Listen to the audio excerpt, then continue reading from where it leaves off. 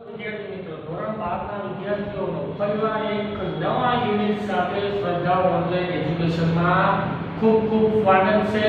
હવે મિત્રો આપણે આવી ગયા છીએ યુનિટ 6 એમાં રીડ 1 સ્ટ્રાઇક અગેન્સ્ટ વોર એટલે કે યુદ્ધની સામે હડતાલ। મિત્રો આ યુનિટ લઈને આપણે આવી ગયા છીએ આપની સમક્ષ। હવે આજે આપણે જોવાનું છે કે આ યુનિટમાં શું શું કઈ રીતની વાત છે। આ યુનિટમાં અંધ અને બહેરા એવા હેલન કેલર દ્વારા ન્યુયોર્ક શહેરમાં એક જાહેર સભાને સંબોધન કરાયેલા ભાષણના અંશો રજૂ કરવામાં આવ્યા છે। આપણે ધોરણ 10 માં એક યુનિટ આવતું આઈ લવ યુ ટીચર, એ કોનું હતું? હેલન કેલરનો, અને એના ટીચર એન સુલેવાનું। એમાં ખાલી હેલન કેલરની લાઈફ વિશે આખું જણાવેલું કે હેલન કેલર કઈ રીતે નાનપણથી આંધળી બહેરી મૂંગી હોવાથી કઈ રીતે એના શિક્ષિકા એને બધું શીખડાવે છે। અને આમાં હેલન કેલરે જે રીતે સિટીમાં ભાષણ કરી અને લોકોને એના તરફ ખેંચેલા, એકબીજા સાથે લડવાનું નહીં એ રીતે જણાવાયું છે। તો એ બધી વાત રજૂ કરવામાં આવી છે। તો આમાં એક ભાષણના અંશો રજૂ કરવામાં આવ્યા છે તેમના મત પ્રમાણે। આ વિચારો તેના પોતાના છે, એવું નથી કે એને કોઈએ કીધું, પરંતુ ધ્યાનપૂર્વક વિચારવા જઈએ તો આ વિચારો કાર્લ માર્ક્સના આજના સમયમાં આખી દુનિયામાં અસફળ પુરવાર થયેલા એવા સામ્યવાદી ચહેરાઓના લાગે છે। લેખિકાએ આમાં કામદારોના અધિકાર, તેમના પર થનારા અત્યાચાર, તેમનું મહત્વ, લોકશાહીના નબળા પાસાઓ, જંગની બિનજરૂરિયાત અને ભયાનકતા તથા નવી વિશ્વના નિર્માણ માટે તેના પોતાના મંતવ્યો રજૂ કરતા જણાય છે। કામદારો મૂંગા બહેરા યંત્ર માનવ નહીં પણ સક્રિય અને બૌદ્ધિક નાગરિક બનાવવા અથવા બનવા જણાવાયું છે। તો ભાઈ તમે કામ કરો છો, તમે મૂંગા નહીં બનો, જ્યાં કામ કરો છો તો ત્યાં તમે કંઈક પ્રોબ્લેમ છે, તમારું ધારો કે શોષણ થાય છે, તો તમારે ત્યાં કેવું છે, તો એ વસ્તુ આમાં જણાવાય છે। થોડા બુદ્ધિથી વિચાર કરવાનો કે ભાઈ તમને પગાર કઈ રીતનો મળે છે, કામ કેટલું મળે છે, કારણ કે જે માલિકો છે એ તો હંમેશા માલિકો રહેવાના છે અને બને એટલું કામ તમારી પાસેથી કરાવવાના, પણ તમારે થોડો બુદ્ધિથી વિચાર કરવાનો છે। લેખક કામદારોની તરફેણમાં જણાવે છે કે ખરેખર સ્વાર્થવિહીન છે, કામદારો છે એને કોઈ દિવસ સ્વાર્થ ન હોય। અહીંયા આપણો આખો સ્ટાફ છે તો કોઈ સ્વાર્થપૂર્વક કામ ન કરતા હોય, સ્વાર્થ વગર પોતાની સ્કૂલ માનીને જ બધા કાર્ય કરે છે, બીજા માટે જીવે છે, મરે છે। કામદારો વિના કોઈ પણ જાતના કારખાના, પરિવહન કે યુદ્ધ ચાલી શકે તેમ નથી।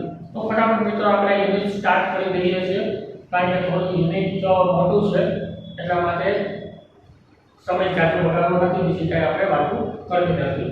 Speech by Helen Keller at Carnegie Hall, New York city, January 5, 1916।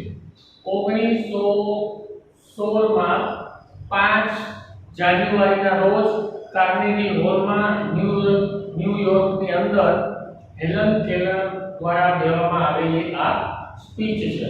તો સ્ટાર્ટિંગ કરી દઈએ, બધા ટેક્સ્ટ બુકમાં ધ્યાન આપશે। એકાદી શોર્ટ નોટ કાંઈ એકાદું પકડો, આ યુનિટમાંથી આવે છે બોલમાં। આ વખતે પોસ્ટમાં કામ મૂકવાના છે, કયું યુનિટ કામ મૂકવાના છે મને નથી ખબર, નથી આપણે મેડમને ખબર, નથી આપણે સર બીજા કોઈ ખબર, જે મૂકે આપણે બધું ભણવાનું છે, બરાબર। To begin with, I have a word to say to my good friends, the editor and others who are moved to pity me। કે શરૂઆતમાં હું શરૂઆત કરતા પહેલા હું તમને ખાસ કહીશ કે મારા શબ્દો છે ખાસ મારા મિત્રો માટે, સંપાદકો, એડિટર એટલે સંપાદકો અને બીજા કે જે અહીંયા આવ્યા છે, who are moved to pity me, કે જેને મારા ઉપર દયા આવે છે, એ બધા લોકોને બધાને શરૂઆતમાં હું એવું કહેવા માંગીશ, શું કહેવા માંગીશ? Some people are grieved because they imagine.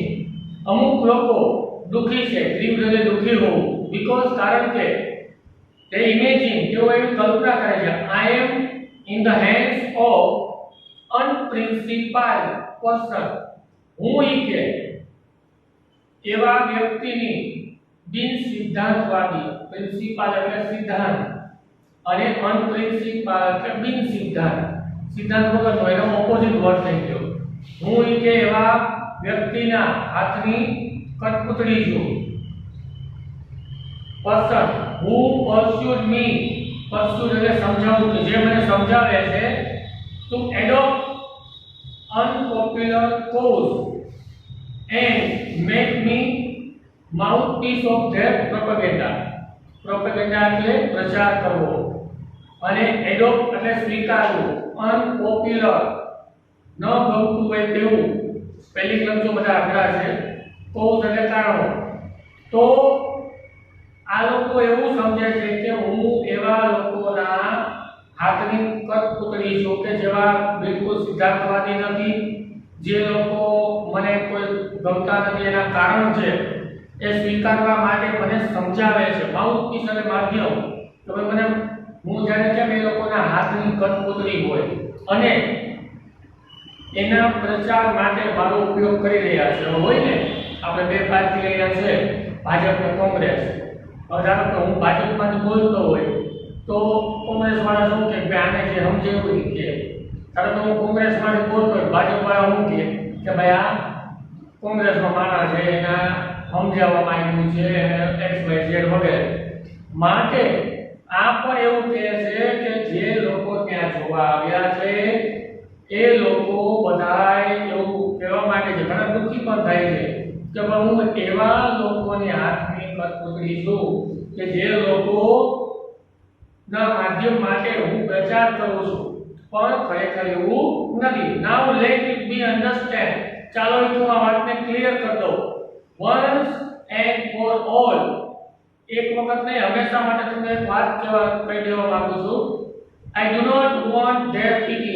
જે લોકો દુઃખી થતા હોય મારા માટે આવું વિચારતા હોય, આવું હેલન કેલન બોલે, હું નથી બોલતો, આપણે જે લખ્યું હું વાંચું તમારી સમક્ષ, તો એ બિલકુલ દુઃખી થાય નહીં, બિલકુલ મારા માટે દયાળ આવે નહીં. I would not change place with one of them. હું કે કોઈ પણ રીતે મારું સ્થાન બદલીશ નહીં, મારી જગ્યા હું બદલવાની નથી. જે ઘણા લોકો મારા માટે દયા આવતી હોય, ઘણા લોકો વિચારતા હોય કે ભાઈ હેલન આવી છે, આ રીતનું બોલે છે, તો હું કાંઈ એવું વિચારવાની નથી. I know what I am talking about. મને ખબર છે કે હું શેના વિશે વાત કરું છું. My source of information are as good as reliable as anybody else. મારા જે સ્ત્રોત છે, જે માહિતીના, ઇન્ફોર્મેશન એટલે માહિતી અને સોર્સ, આ જે સ્ત્રોત એનાથી મને કોઈ સાચી સચોટ માહિતી મળે છે એ એટલા જ રિલાયેબલ એટલે એટલા જ સાચા છે કે જેટલા કોઈ વ્યક્તિ, વિશ્વાસપાત્ર વ્યક્તિ પાસેથી મળતા હોય. માટે જે મારી પાસે માહિતી છે એ બધી 100% સચોટ અને સાચી છે. I have a paper and magazine. આ હેલન વધારે કહે છે કે મારી પાસે પેપર છે અને સાથે સાથે અમુક મેગેઝિન પણ આવેલા છે, જે ક્યાંથી ઇંગ્લેન્ડના છે, ફ્રાન્સના છે, જર્મનીના છે અને ઓસ્ટ્રેલિયાના છે. that I can read myself. જે હું મારી જાતે વાંચી શકું છું. હેલન કેલર આંતરીને બેરીને મૂકી તો હતી જ, બધાને ખબર જ છે, પણ કઈ રીતે આગળ વધી તે આપણે 10મા ધોરણમાં જોયું હતું, બરાબર? એના શિક્ષિકાએ એને શીખવાડ્યું હતું. Not all the editor I have met can do that. હું બધા જ આજે છાપાઓ છે, મેગેઝિન છે, હું વાંચી શકું એમ નથી. Quite a number of them to take their French and German second hand. અમુક જે છે જર્મન છે અને ફ્રેન્ચ લેંગ્વેજ છે, તો એ કદાચ મને બીજા પાસે પણ રીડ કરાવવા પડે, હું બધા વાંચી શકું એમ નથી. નો, I will not ડેપ્રિશિએટ એટલે વખાણ કરવા, એનો ઓપોઝિટ વર્ડ થઈ ગયો ડેપ્રિશિએટ, નિંદા કરવી અથવા તો ટીકા કરવી. તો હું બધા જ એડિટર જે છે ડેપ્રિશિએટ થઈ છે, હું કોઈની નિંદા કરવા માંગતી નથી અથવા નિંદા કરીશ નહીં. ભવિષ્યકાળ છે. They are an overworked, misunderstood class. આ લોકોની વિચારણા જે એડિટર છે એ વધારે પડતા કાર્યમાં દબાયેલા હોય છે અને ઘણી વખત ખોટી રીતે જોવામાં આવતા વર્ગમાંથી પણ આવતા હોય છે. મિસઅન્ડરસ્ટુડ ક્લાસ એટલે અવળું સમજવું અથવા તો બીજી કાસ્ટ વાળા કોઈ એવા ક્લાસીસ વાળા આવતા હોય છે. લેટ ધેમ રિમેમ્બર, ચાલો એ બધાને યાદ કરાવી દો. તો that if I can see, મસ્ત વાક્ય કીધું છે. I cannot see the fire at the end of their cigarette, neither can they thread a needle in the dark. આ એ વખતમાં હેલન કેલર બોલી હતી, સેના અર્થમાં બોલી હતી તો ન સમજાવું, પણ વાક્યનો ગુજરાતી મસ્તીનો થાય છે કે ધારો કે પોતે આંધળી હતી તો જોઈ નથી શકતી. જો હું મારી આંખે કોઈ સિગરેટ પીવે છે, ચરમ પીવે છે, તો આખી સિગરેટ જ્યાં સુધી પૂરી ન થાય ત્યાં સુધી હું જોઈ નથી શકતી. તો આ લોકો પણ એ ધારો કે સોય છે એમાં અંધારામાં દોરો પોરવી શકશે નહીં. હું આખી હોય ન જોઈ શકતી તો કે દોરો પોરવી શકે, બરોબર?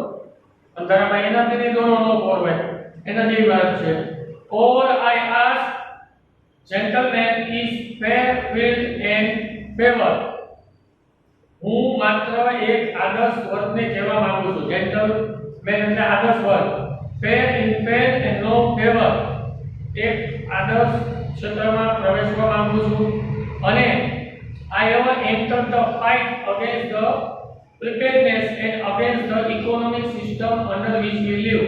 હું હવે લડાઈમાં પ્રવેશી ચૂકી છું જે યુદ્ધ માટે પૂર્વ તૈયારી અને ઇકોનોમી એટલે અર્થતંત્ર હેઠળ આપણે જીવી રહ્યા છીએ. Economic system under which we live કે જે આપણે અર્થતંત્ર અંદર જીવી રહ્યા છીએ એ લડાઈમાં હું પૂરી રીતે તૈયાર છું અને એમાં હું પ્રવેશી ચૂકી છું. It is to be fight to the finish and I ask no quarter. હવે આ રહ્યા પારની લડાઈ છે ભાઈ, બરાબર? It is fight to finish. આ પારની લડાઈ છે, fight to finish and I ask no quarter. એમાં કોઈ પણ કમી છોડીશ નહીં. All the machinery of the system, આગળ પેરેગ્રાફ થોડો જોઈ લઈએ. All the machinery of the system has been set in motion. આ બાબતે જોઈએ તો બધી જ મશીનરી, બધી જ અર્થવ્યવસ્થા જે છે, તંત્રની વ્યવસ્થા છે એ બધી ગતિમાં, મોશન એટલે ગતિમાં આવી ગઈ છે.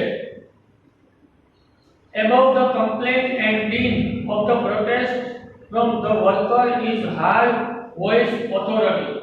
હવે આગળ કે છે કામદારો છે એની ફરિયાદો વિરોધમાં સૂર દબાવતો એક બુલંદ અવાજ સંભળાય છે. ફરીવાર જો above the complaint of din એટલે જે બેંક માલિક જે હોય, din of the protest એટલે વિરોધ કરો, from the worker જે કામદારો છે, મજૂરો છે, is heard voice of authority એના વિરોધમાં એનો બધાનો બુલંદ વર્કરોનો બુલંદ અવાજ સંભળાય છે. Friend, it says fellow workmen અને patriots એટલે દેશભક્ત મિત્રો અને પ્રિય કામદારો અને સાથે સાથે મિત્રો દેશભક્તો શું કહેવા માંગે છે? Your country is in danger. તમારો દેશ સંકટમાં છે. જેમ આજે આપણો દેશ સંકટમાં છે એક કોરોનાથી અને બીજો હમણાં ચાઇના આવે ગઈ રાત્રે થોડું ઘણું ચમકલા થયા એમાં એટલું ઘણા બધા પરિવાર થયા. બહુ વધારે તો ખબર નથી, તો એવી રીતે આપણો દેશ પણ થોડો તકલીફમાં છે. There are foes on all sides of war. દરેક બાજુ તમારા દુશ્મનો છે. માત્ર અહીંયા જેવું નહીં, દરેક બાજુ તમારા દુશ્મનો છે. જ્યાં જોવો ને ત્યાં there is nothing between us and our enemies except Pacific Ocean and Atlantic Ocean. એટલે ચારે બાજુ યુદ્ધનો માહોલ છે. હવે આપણા બધા વચ્ચે કાંઈ વધ્યું નથી, માત્ર ને માત્ર પેસિફિક ઓશિયન એટલે પેસિફિક આ સમુદ્ર છે અને એટલાન્ટા ઓશન એટલે આ એટલાન્ટા ઓશન, આ બે જ વસ્તુ આપણી વચ્ચે વધેલી છે. તો મિત્રો અહીંયા બધાએ જરાક ક્લિક કરી નાખજો. આના પછીના સેશનમાં આપણે જોવાનું છે. ખાસ બધાએ થોડા ધીમેથી સમજજો કારણ કે યુનિટ થોડું મોટું છે અને આપણે બધાએ મેં ક્લાસમાં પણ કીધેલું કે હેલન કેલરનું યુનિટ છે. 10મામાં ક્રિયાશીલ વાત હતી અને આમાં પોતે ક્રાંતિકારી તરીકે પોતાના મંતવ્યો કઈ રીતે રજૂ કરે છે તે દર્શાવાયું છે. તો મિત્રો ખાસ જણાવવાનું કે બધાએ જ્યારે વિડિયો સાંભળો છો ત્યારે હેન્ડ ફ્રીનો ઉપયોગ કરવાનો છે અને શાંતિથી ઘરે બેઠા જ આપણે વિડિયો સાંભળવાનો છે. બરાબર, સાથે જે કાંઈ વર્ક દેવામાં આવે એ પણ આપણે કરવાનો છે. Thank you.